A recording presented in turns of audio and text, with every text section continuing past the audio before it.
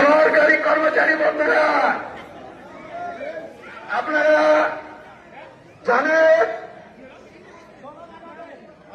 আমাদের এই ক্রান্তিকার সরকার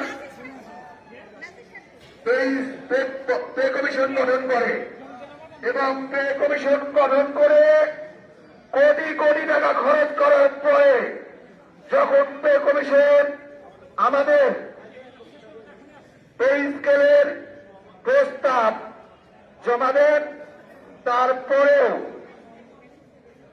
আমাদের মাননীয় প্রধান উপদেষ্টা মহোদয় এই পে স্কেলের গেজেট প্রকাশ করেন নাই। উনি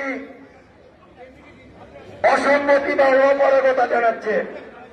আপনি যদি না পারেন তবে কেন পে কমিশন গঠন করলেন? কেন জনগণের টাকা খরচ করলেন?